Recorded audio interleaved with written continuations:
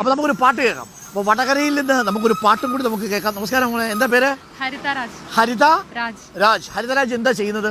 ഞാൻ സിംഗറാണ്, പ്രൊഫഷണൽ സിംഗറാണ്. ട്രൂപ്പുകൾക്കൊപ്പം പാടുവോ? നമസ്കാരം. നമസ്കാരം. എന്താ പേരെന്താ? രാജു.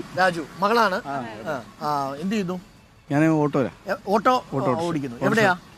വടകരയിലാണ്. വടകര ടൗണിലാണ്. പ്രൊഫഷണൽ ട്രൂപ്പുകൾക്കൊപ്പം പാടുന്നുണ്ടോ?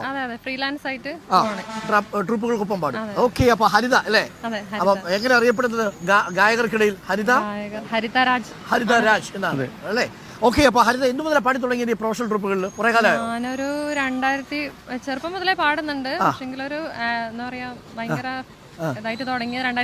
ഓക്കെ. അപ്പൊ നമുക്ക് പാട്ട് കേൾക്കാം. അപ്പൊ വടകരയിലെ ഹരിതയുടെ പാട്ട് നമ്മൾ ഇടച്ചേരിയിൽ കേൾക്കാൻ കുറച്ച് പേരുണ്ട്. നമുക്ക് പുറത്തും ധാരാളം ആളുകൾ ഇത് തത്സമയം കണ്ടുകൊണ്ടിരിക്കും. അപ്പൊ ഹരിതയുടെ ഒരു പാട്ടും കൂടി നമുക്കൊന്ന് കേൾക്കാം. രാഷ്ട്രീയവും വർത്തമാനവും ഒക്കെ. അപ്പോൾ UDF അനുകൂലമായിട്ടും BJPക്ക് അനുകൂലമായിട്ടും LDF അനുകൂലമായിട്ടുമുള്ള പ്രതികരണങ്ങൾ നമ്മൾ കേട്ട് കഴിഞ്ഞു. ഇനി നമുക്ക് ഒന്ന് പാട്ടിൻ്റെ ഒരു റിലാക്സേഷൻ. അപ്പോൾ എന്തിനു വേണമല്ലോ ചെറിയ റിലാക്സേഷൻ അല്ലേ? ഉഷാറല്ലേ ജീവിതമൊക്കെ? ഓക്കെ അല്ലേ? അപ്പൊ നമുക്കൊന്നൊരു പാട്ടും കൂടി കേട്ടിട്ട് നമുക്ക് വരാം. ഹരിത, ഏത് പാട്ടാ പാടാൻ പോകുന്നത്? മൗനസരോവരം. വാ, മനോഹരമായ ഗാനം. പിടിച്ചോളൂ.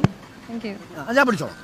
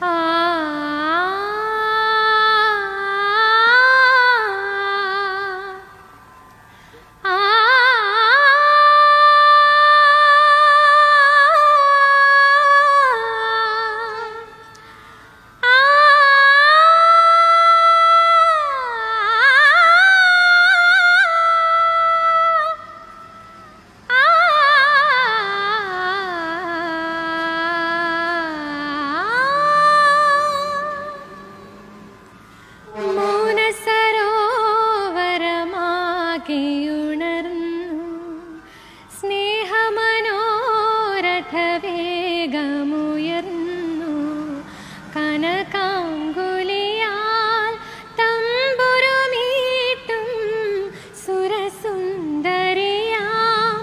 യാമിനി പോലും പാടുകയായി മധുഗാനം മായാ മൗനസരോവരമാകെയുണർന്നു സ്നേഹമനോരഥവേഗമുയർന്നു കാതരമാം മൃദുപല്ലവിയെങ്ങോ സാന്ത്വനഭാവം ചൊരിയുമ്പോൾ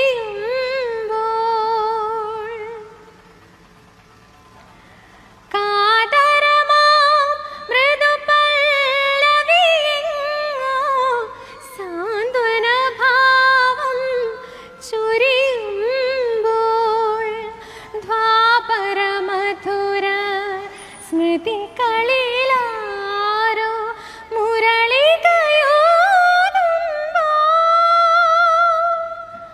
അകതാരിൽ അമൃതലയമലിയുമ്പോൾ ആത്മാലാപം നുകരാനണയുമോ സുഹൃദയം ജനനീ.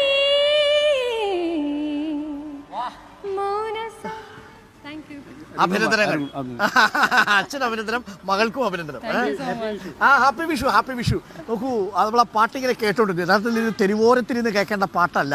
നമ്മളിങ്ങനെ ശാന്തമായ ഏതെങ്കിലും സ്ഥലത്തിരിക്കണം, ഇങ്ങനെ ബസ്സുകൾ പോകുന്ന സമയത്തല്ല. പക്ഷേ എന്നിട്ടും ഞങ്ങൾ ഈ പാട്ട് കേട്ട ആൾക്കാരൊക്കെ ശരിക്കും പറഞ്ഞാൽ നിശ്ചലരായിപ്പോയി. നിങ്ങളും ആ പാട്ട് കേട്ട് വാവ് എന്നിങ്ങനെ വിചാരിച്ചിട്ടുണ്ടാവാം. ഗംഭീരമായി, നന്നായി തന്നെ പാടാൻ പറ്റി.